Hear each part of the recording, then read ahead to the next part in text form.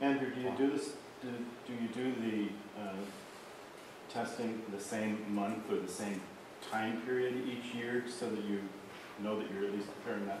Yeah, that's a good question. The samples that I took, the historical samples, I took a subset of only the summer samples. And for 2009 and 11, it's only summertime, from July until the end of September. The reason why we're only trawling now, at those periods of time, is because the lobster fishery is being prosecuted from essentially the end of October right to the end of June. Right? So we can't trawl at the same time lobster fishery. So we're really restricted to just that summer season. And why do you choose those particular sites? Or why did they? Been there for... I think they were just candidate sites. I don't know specifically why they were chosen. The two on the inside of the bay, one's a bit of a shallow, muddy bottom. The other one is sort of a lot deeper, rocky bottoms. There's a little bit different habitats. And then the one outside the bay, you're going to get different. It's deeper. And then the one in the estuary. So I think they were trying to pick a diversity. And all I was thinking about that time was try to sample the same sites to at least minimize the differences in habitat. You take into account that your sampling is going to affect the number of species there. So like a depletion effect. Yeah, I think if I sample, I'll find out in a, if I repeat sampling, if I find that species numbers going down or consistently going down, there might be a depletion effect. That's certainly something that has to be covered in terms of oversampling. But it's a fairly small trawl. It's not like it's a commercial sized trawl. It's quite a small trawl. So I would doubt I can make a depletion. Good question. I can't remember. It's like a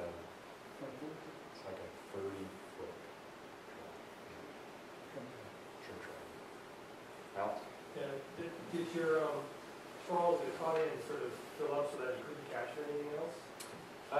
Usually the caught in isn't nearly that full, but most things get caught in the wings as well. So as we're coming up, most things just do get caught in the wings. So I don't think we're overfilling the trawl. I'll move on just so you can ask me all kinds of questions after.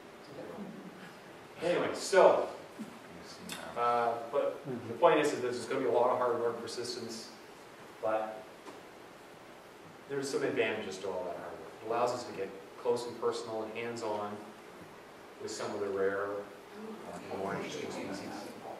There's a lot.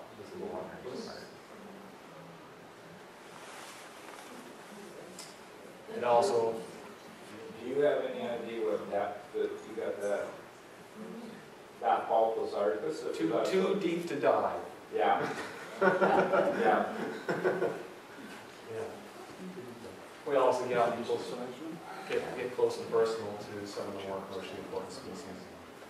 Some of them are real monsters. The crusher claw on this one was as big as my forearm. It was just huge. And we picked those ones up all the time. Did you put them back? Yeah, those ones the lobsters are they're all fine, they're all alive. We process those ones first because we know they're going to go back really quickly, so and they're the easiest ones to pick out. And actually, in that big hopper, we want to get the lobsters out first. These gloves don't do a lot. So lobsters first. And we do all get a chance, we're out there, we all get a chance to discover things, including our inner child. And I think I've discovered a universal sign of biodiversity for gee, look what I found.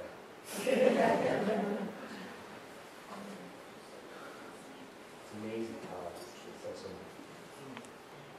Okay, next project. Musquash Marine Protected Area. What is the Musquash Marine Protected Area? Well, Musquash Estuary. Musquash is a tidal estuary. It's located just south of Highway 1 on the way to St. John. Maybe a lot of people you'll see the marsh area just off the highway here. There used to be a ducks unlimited sign there. I think there's probably still is. Yeah, it's a really pretty area. And then up here on the highway, you can see part of the estuary if you look carefully. Not if you're driving. just for that. It also has this harbor area here that's open to the Bay of Fundy. In 2006, it was designated a marine protected area under the federal legislation of the Oceans Act. As part of that legislation, it had 3 conservation objectives. One was to maintain the productivity of the area. The second was to conserve the biodiversity in the area. And the third was to conserve the habitats in the area. In an attempt to do that, they established sort of management zones, identified different management zones, and they restrict or allow only certain activities in each one of those management zones with the intent to achieve those conservation objectives.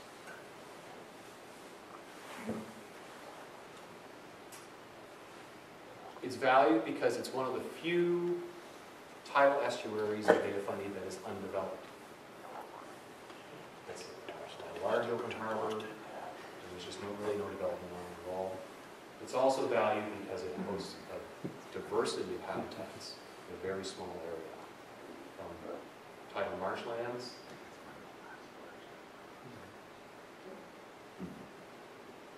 sand beaches, mud flats, rocky shore, just to name a few. It hosts a lot of migratory birds. It's home to a lot of migratory birds,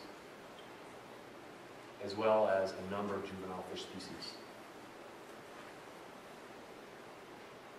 That was a haddock, and this is a small skate is what I'll call it. I won't call it a little skate because that's actually a species name. It's a small skate, it's a juvenile skate. Very difficult to tell the difference between a couple species of skate and that. It also has a small fishery associated with it. So it has a lot of value to the community and also in terms of ecosystem function for the whole Bay. Historically, there's some information regarding biodiversity. There's been at least 11 studies recorded since between 75 and 2000. There's probably more since then. They recorded over 500 species. Predominance, what we know mostly about are the birds and migratory bird species, but there's some information about crustaceans and fishes, worms, as well as some algae, lichens, plants. So there's quite a lot of information, a lot of studies been done. But there really hasn't been a lot of studies to establish a baseline, or to establish how those numbers are changing and how they're related to different habitats, how they change in habitats and how they're associated with different habitats. So one of the studies I decided to take on in 2010 was to take one component of that estuary and to try and study it a little more intensely. And that component is the benthic environment that's in the harbor itself.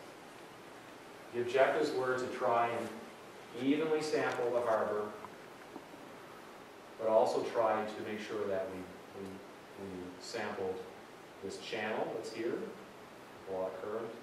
We sampled the subtidal area in the open harbor that's always underwater, as well as this intertidal area. And this is just a picture of a couple of colleagues that are out there helping me on a regular basis. We use a very small boat. Can't use the Davidson. It's just way too big. You'll get stuck in these intertidal areas, so we're forced to use a small boat when we go there. And this is a picture of the grab that we use off the small boat. So we have to use a small grab. And that's this thing here.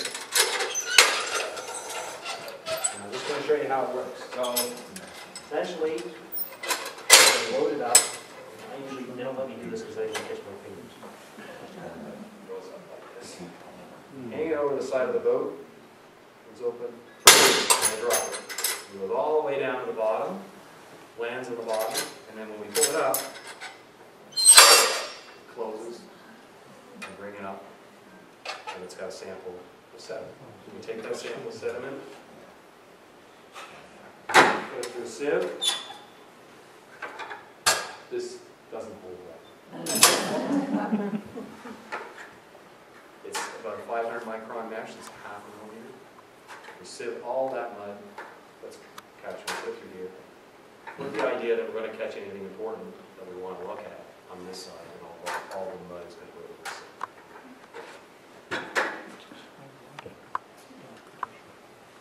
a picture of mud. This is the best mud pictures I've ever taken. Always shiny. And you can see the difference in hitting different sediments and different colorations. This is after it's been sifted. This is sort of what's left. They get some shells.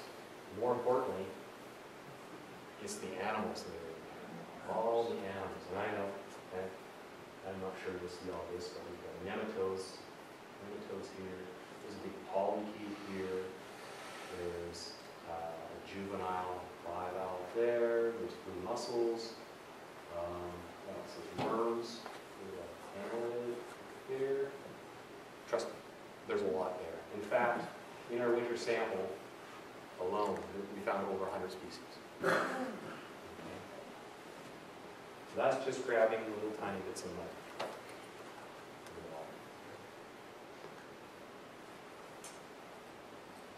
These are just some pictures of what types of species that we captured. Very handsome, aren't they? Essentially what they lack in size, because they're all about this big, or smaller, actually. Size and beauty, they make up for in numbers and functionality. There are literally millions and millions and millions of these critters, the segments, right? And they perform a very important function. A lot of them are detritivores, which means they are eating the decayed matter in the bottom. They essentially are creating habitat. They are not only cleaning the habitat in the bottom, they're creating new habitat for different species, things like those juvenile bivalves, those little clowns, those little mollusks. They're also food for a lot of species. These polychaetes are food for winter flounder. This is one of the main food sources for all those winter flounder that we're catching in the biodiversity trough. So there's a lot of importance with just something this small and this ugly, right? And we can't really ignore that function. Again, we're going to go with the top 10. So this is abundance of top 10. This time I've divided it into the channel area, the intertidal area, and the subtidal area. So the channel is always underwater. The intertidal is where those mud flat areas, and the subtidal is that harbor that's always underwater. Right away, just, I mean, you may not see this, but I've worked at it long enough that I can see just about anything, is you can see that the channel and the intertidal area are fairly similar in the number of top 10 species that they have, whereas the subtidal is a little bit different. It doesn't really have those species that are found in the channel subtidal. It has more different assemblage of species. But it also has a couple of things that are really dominant, like the nematodes and that part there. And yes, and that is 47,111. That's a lot of counting. Right, Gerhard? Gerhard does most of the, well, actually the Atlantic Reference Center does most of the identification for this type of identification. It's a lot of work and requires a lot of expertise to be able to identify this well, this level. So it really requires a specialty that I don't have.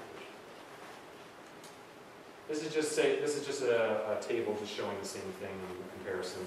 You know, obviously the channel versus the channel, they're 100% similar. Channel, intertidal, they're 75% similar, and the channel subtidal is 33%. Intertidal and subtidal are almost 70% similar. So we're really seeing real differences in the different habitats. Even though they're all fairly close together, they're all within that harbor. It's all the same, you know, it's all sediment. The diversity is really different in this three. Number of species, the channel had the fewest actually, 62 species, but it had the highest Simpson's index. And then intertidal and subtidal had more species, but because they were actually being dominated by a few, that Simpson's index went down, the diversity index went down. And you can see that particularly here in the subtidal area, with the nematodes really dominating the sample. So what do we learn from musquash benthic sampling?